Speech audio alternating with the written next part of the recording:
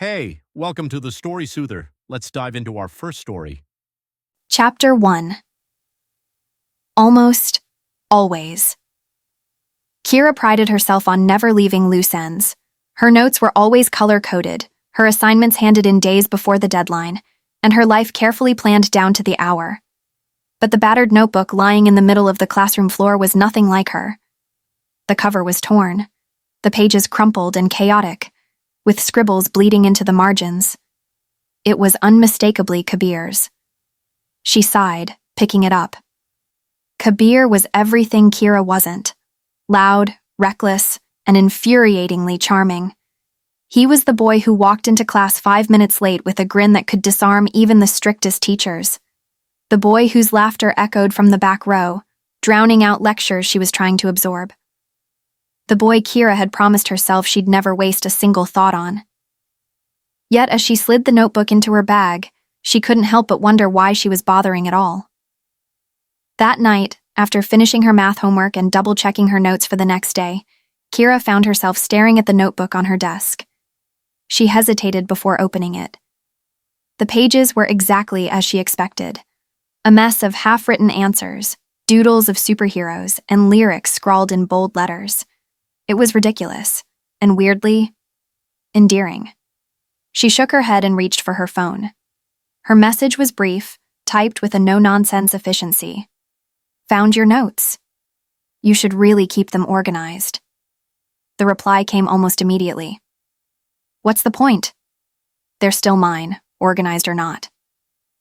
Kyra rolled her eyes. She didn't have the energy for this. You're impossible. But funny, don't forget funny. Kabir shot back, followed by a winking emoji. Kyra set her phone down, determined to ignore him. But when it buzzed again, she couldn't help but look. Seriously, though. Thanks for picking it up. I'd probably lose my head if it wasn't attached. What's your secret?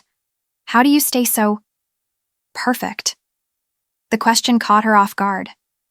Perfect? No one had ever asked her that. Not like this. Not with an edge of sincerity hidden in the teasing. I'm not perfect, she replied, frowning at the words as she typed them. Could have fooled me. The next day, Kyra found herself noticing Kabir in a way she hadn't before. He strolled into class, his bag slung over one shoulder, laughing at something Nisha had said. His shirt was untucked, his hair a little messier than usual, but there was an ease to him that made it hard to look away. When he caught her staring, he grinned, tapping his temple as if to say, "Thinking about me?" She turned back to her notebook, her cheeks warming. Ridiculous, she thought. During lunch, she felt her phone buzz in her bag. Did I make the topper blush today? Kyra bit back a smile. Keep dreaming. The messages continued, late into the night and between classes. At first, it was lighthearted, banter about homework, jokes about their classmates, but slowly the conversations grew deeper. Kyra told him about the pressure she felt to always be perfect. Kabir shared how much he hated being the boy everyone underestimated. You're not what people think you are, she told him once. And you're not as scary as I thought, he replied, making her laugh. They didn't talk about it in class. Their connection was something unspoken, hidden in stolen glances and messages sent in secret.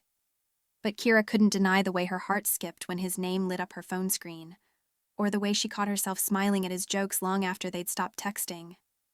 For the first time in her life, Kyra felt like she wasn't carrying the weight of everything alone. One evening, as Kyra was about to log off, Kabir sent her a simple message. You're not like anyone else, you know. She stared at the words, her heart fluttering in a way that felt new and strange. Her reply was hesitant, almost shy. Neither are you.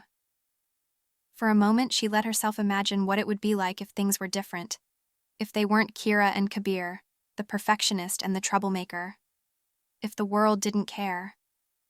But for now, their conversations were enough. That's the end of the first chapter. Is this the beginning of something Kyra and Kabir never expected? Find out in the next chapter, The Rooftops We Keep.